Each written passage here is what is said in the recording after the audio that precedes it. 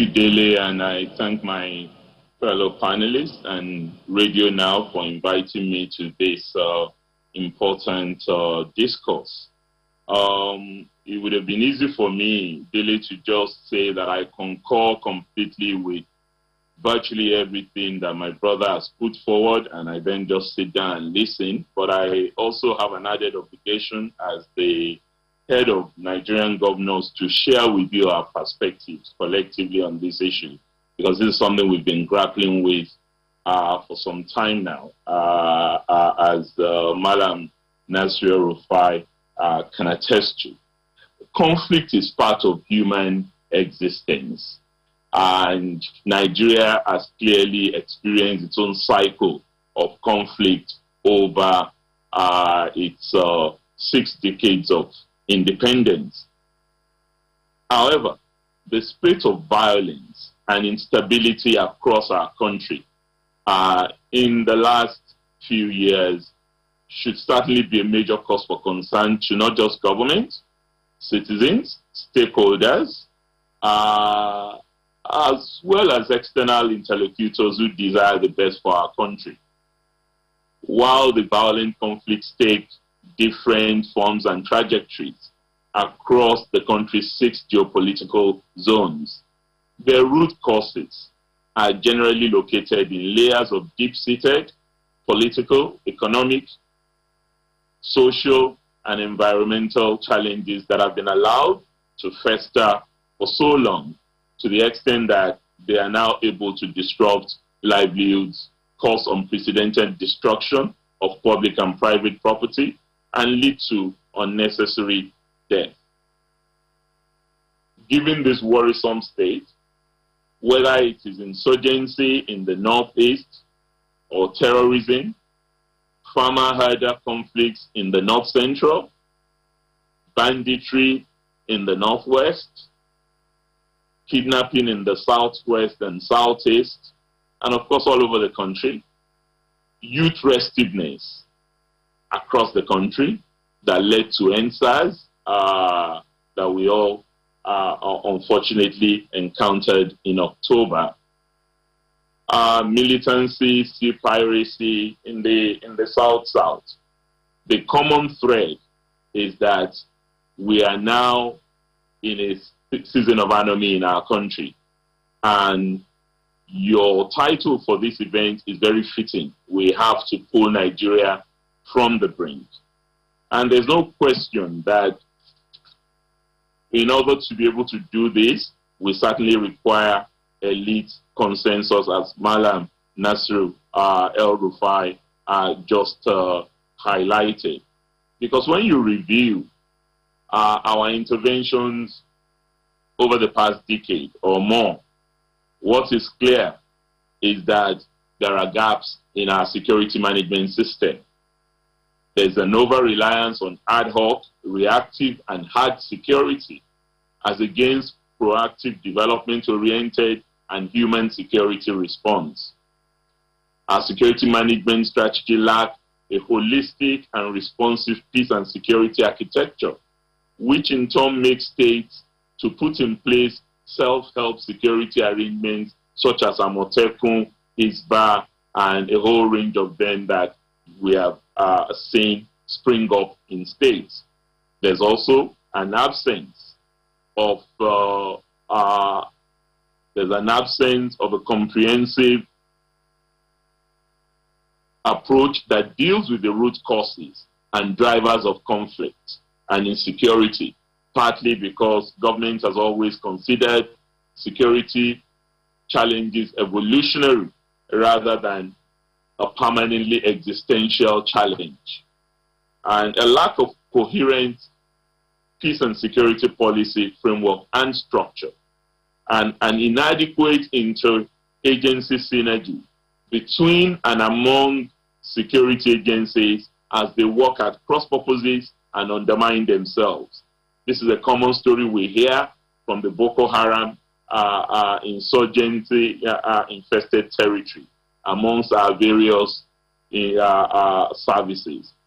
And of course, there is a proliferation and lack of synergy between and among locally grown and embedded security networks, vigilantes, vis-a-vis the state security. And all of this has also been bedeviled by poor media engagements between government and the media, and a negative public perception of government and whatever it's doing in order to curb all of these challenges. Madam Nasir El-Rufai has highlighted constitutional and structural issues that we need to deal with. And as I said earlier, I wholeheartedly agree with him on those issues that he has highlighted. But I think for us, at the level of the governors, we have also been dealing with immediate issues that go beyond the generic points that have been made eloquently by Madam Nasir El-Rufai. When you focus on the recent challenges, be they banditry, insurgency, or most recently the harder farmer conflict that we have experienced in the Southwest, what is clear is that naturally victims are almost always emotional about issues of this nature. When you have lost somebody or you know someone who has lost someone, it's no use telling the person to be rational about the ill that has befallen them and the bereavement they've suffered. The truth of the matter is that we also need compassionate leadership in order to help deal with these issues, in addition to all the substantive things we need to deal with. But most importantly, we need to make a distinction between criminality and race bigotry. Because when people have committed crimes, what victims are most interested in is that they're brought to book and brought to book swiftly.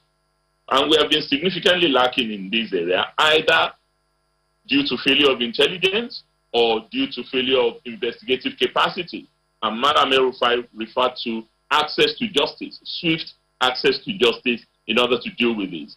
What has led to ethnic profiling more than anything else is that we haven't done enough to bring to book those who have been responsible for crime and criminal acts in our country.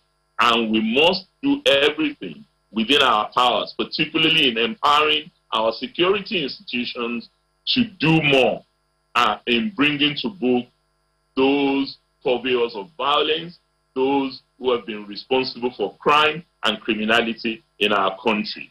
But I think it's important that we must not risk, in the process of doing that, tarring every person who belongs to the community of a particular criminal with the same brush. And we've seen a lot of that recently in our country. I believe, and it is a position that has been clearly enunciated by all governors, that we do not subscribe to ethnic profiling. We believe that criminals are bound all over our country. They come from virtually all ethnicities. What is important is that we isolate the particular criminals without dismissing the sociological underpinnings of crime. There are factors that are responsible for people getting into crime, and we can have a debate about the root causes of crime, which include poverty, unemployment,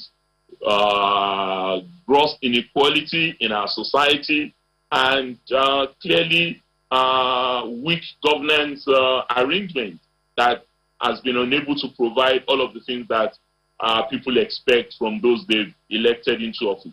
Having said all of this, it is absolutely important that we eschew ethnic profiling. And when we've seen what has happened in other parts of the world, the Jews in Germany, the blacks in America, the Tutsis in Rwanda, it is absolutely important that if we're to pull back from the brink, we must not do anything to exacerbate what is already a very problematic situation that we have found ourselves in. And one of the ways in which we must also work hard to address this is to ensure that government at all times engage with stakeholders of all hues, regardless of where they come from, how they have found themselves here, what they're doing. As long as they are law-abiding, we need to engage them, feel their pain, and find out precisely what the issues that will constitute early warning and conflict prevention systems are at all levels, to enable us to track conflict threats and trigger early response by both formal security and informal arrangements. I think one other element which has not come up, but which I think we need to address in pulling back from the brink, and we also saw the impact of this in the genocide in Rwanda, is the use to which or abuse to which the media could be put, particularly social media. A lot of the videos we have seen in the last few days in relation to what happened in Shasha in Oyo State or in Ogun State are fake videos. Some of them are not even videos relating to issues that happened in Nigeria. They are external videos. And what this has caused or contributed to is something we need to pay particular attention. And those professionals in the media space and all of us who use media instruments must exercise tremendous restraint in utilizing these tools so that they don't become agents of insecurity themselves, rather than instruments to curb violence. But another issue for us as governors is the need to pay more attention to forests. Forests have become a menace, yet we need to treat forests as a priority governance, security, environmental, and developmental concern, because that's what they've been to us in the past. But you now find a collusion between loggers and bandits, and even in some cases, the communities that reside legitimately within some forest areas, which have turned this forest into a huge menace and a space for criminal elements to perpetrate all the horrible things that they're doing. So we need a security, a forest management framework that would enable us to ensure that those who don't have business in the forest must leave the forest. We used to have forest rangers when we were young, and these forest rangers were very effective. They were conservators of the forest. But in the period that has seen the rise of climate change problematic, this is not something that we've paid attention to yet. It is something we must pay significant attention to.